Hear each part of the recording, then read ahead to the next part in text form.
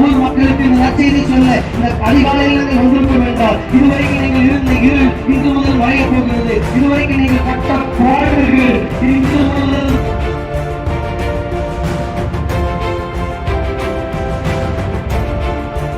இயேசு உங்க மேல அன்பா இருக்கிறார், உங்களை நேசிக்கிறார். ஆண்டவர் உங்களுக்காக எனக்காக சிந்தின இரத்தத்தின் வல்லமை உங்களை காப்பாற்றும், சாபம் இல்லாமல் வாழ வைக்கும். இந்த பூமியிலே பிறந்த ஒவ்வொரு மனிதனும் இயேசுவின் இரத்தத்தினால் கழுவப்படாவிட்டால் பரலோக ராஜ்யத்துக்குள்ளே போகவே முடியாது. நானும் ஒரு காலத்தில் இயேசு கிறிஸ்துவை அறியாதவனாய் நான் வாழ்ந்து கொண்டிருந்தேன். ஆண்டவருடைய வல்லமை அன்பை புரியாதவனாய் வாழ்ந்து கொண்டிருந்தேன். என் தகப்பனார் சிவன் கோயில் பூசாரியா இருக்கிறார். ஆனா என்னுடைய வாழ்க்கையில பலவிதமான பாவத்துக்கு அடிமைப்பட்டு, போதை பழக்கத்துக்கு அடிமைப்பட்டு, சிகரெட்டு, கஞ்சா, மாத்திரை, ஒரு நாளைக்கு 30 போதை மாத்திரை போட்டு மரணத்துக்கு நேராய் போய் கொண்டிருந்த நான் ஆண்டவருடைய வாழ்க்கையில ஆண்டவரை அறியாதிருந்த நாட்களில் பலவிதமான சாபம், மரணத்துக்கு நேராய் போய் கொண்டிருந்தேன். என்னைய தொட்ட நான் என் மனைவியை சபைக்கு போகக்கூடாது, சர்ச்சுக்கு போகக்கூடாது, அடிச்சு துன்பப்படுத்தினேன், பலவிதமான காயப்படுத்தினேன், சிகரெட் வைத்து உடம்பெல்லாம் சூடு வச்சேன்.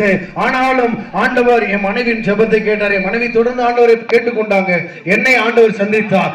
என் போதை பழக்கத்திலிருந்து, என் அடிமைத்தனத்திலிருந்து இயேசு என்னை விடுவித்தார். இன்னைக்கு நான் சுகமா இருக்கிறேன். எல்லா பழக்கத்தை விட்டு நான் நன்றாய் வாழ்ந்து கொண்டிருக்கிறேன்.